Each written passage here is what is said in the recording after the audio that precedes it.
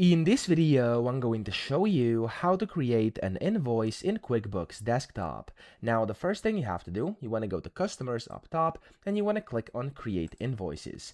Now, by default, if you're doing this for the first time, it's going to give you a fresh empty invoice, but if it's not empty, you can click on either New up top or Clear at the bottom right, and that should clear the invoice. Now, whenever you've done that, you can start by basically putting in your customer. So I'm going to click on over here, and I have a bunch of different ones because this is some demo data in here. So of course, in your case, you may not see as many, but in my case, I have the demo test data, so I can show you how to do this. So I'm going to click here, and I'm going to click on this first one over here, and notice how it's going to automatically populate the date, invoice number, and then the bill to and ship to over here as well. Now you can select a class here if you want to, and you can also select the template if you have any of them set up. I'm going to leave it like it is, and of course, if you have to and if it doesn't automatically populate, you can just type it in manually, the date, your invoice number, and you can select where you want to bill to and where you want to ship to as well. Then you have terms over here, so we can select these, and then you have the due date as well, which you can set over here.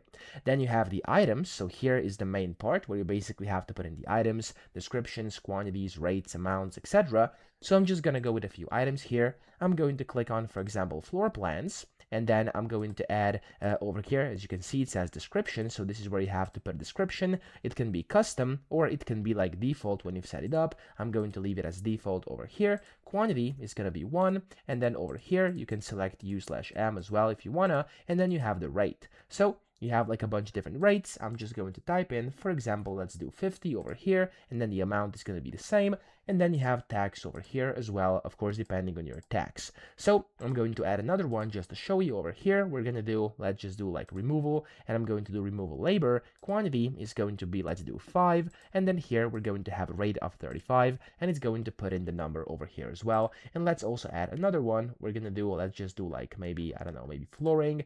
And we're going to do flooring. Quantity is going to be 2. And then we're going to put it at 100. And there we go. This is now a kind of our invoice, okay?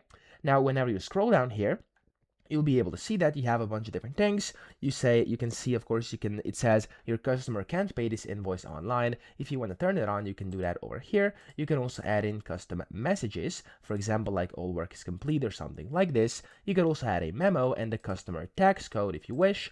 And then over here, you can, of course, select different things. You can see the balance due and you can see the total, stuff like that. And then you can simply click on save and close. And whenever you do this, it's going to save your invoice. And now if I go to customers and then create invoices over here, I can find different invoices just like this by clicking up here or of course finding them. And there's a bunch of different ways to do that as well. You could go to like over here and then find it, etc. Okay, now that's it. I hope this video helped you out. If it did, please subscribe to the channel and help me out as well.